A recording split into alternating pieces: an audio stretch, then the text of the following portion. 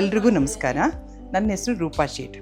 ಇವತ್ತಿನ ಸಿಚುವೇಷನಲ್ಲಿ common problem ಏನು ಅಂದರೆ, ಯಾರನ್ನೇ ನೀವು ಮಾತಾಡಿಸಿ ಹೇರ್ ಫಾಲ್ ಅಂತ ಬಂದ ತಕ್ಷಣ ನಮ್ಮಲ್ಲಿ ಹಲವಾರು ಪ್ರಾಡಕ್ಟ್ಸು ಇವತ್ತು ತಯಾರಾಗ್ತಾ ಇದೆ. ಏಕೆಂದರೆ ನಾರ್ಮಲಿ ಏನೇ ಒಂದು ತಯಾರು ಮಾಡಬೇಕಾದ್ರೆ ಅಲ್ಲಿ ಏನು ಸಮಸ್ಯೆ ಇದೆ ಅದಕ್ಕೆ ನಾವು ಸೊಲ್ಯೂಷನ್ ನೋಡ್ತೀವಿ ಅಂತ ತಯಾರು ಮಾಡ್ತಾರೆ.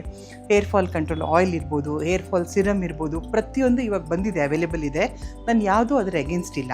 ಆದರೆ ಪ್ರತಿಯೊಂದು ಹೆಣ್ಮಗಳು, ಸ್ಪೆಷಲಿ ಹೆಣ್ಮಗಳಿರಲಿ ಯಾರೇ ಇರಲಿ, ಅವ್ರು ಫಸ್ಟ್ ಏನು ನಾವು ಕಂಡುಹಿಡಿಬೇಕು ಅಂತ ಹೇಳಿದ್ರೆ ನಮ್ಮ ವೈಟಮಿನ್ ಡಿ ಲೆವೆಲ್ಸನ್ನು ನಾವು ನೋಡ್ಕೋಬೇಕು. So vitamin D levels perfect ಆಗಿದ್ದಾಗ ಅದು ನಮ್ಮ ಏರ್ ಫಾಲ್ ಪ್ರಾಬ್ಲಮ್ ಕೂಡ ರೂಟಿಂದ ತೆಗೆಯುತ್ತೆ. ಸೊ ಪ್ರತಿಯೊಬ್ಬರಿಗೂ ನಾನು ಏನು ಸಜೆಸ್ಟ್ ಮಾಡ್ತೀನಿ ಅಂದರೆ, ನೀವು ಹೇರ್ ಕೇರ್ಗೆ ನೀವು ಏನೇ ಪ್ರಾಡಕ್ಟ್ಸ್ ಯೂಸ್ ಮಾಡಿ, ಎಲ್ಲ ಪ್ರಾಡಕ್ಟಲ್ಲೂ ತನ್ನದೇ ಆದ ವೈವಿಧ್ಯತೆ ಇದೆ.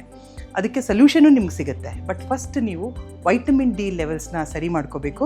ಅದಕ್ಕೆ ಏನು ನಿಮಗೆ ಸಪೋರ್ಟಿವ್ ಆಗಬೇಕು ಅದು ನಿಮ್ಮ ಫಿಸಿಷಿಯನ್ನ ಮೀಟ್ ಮಾಡಿ ತಿಳ್ಕೊಳ್ಳಿ.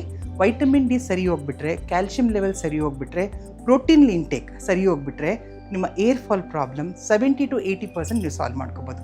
Thank you.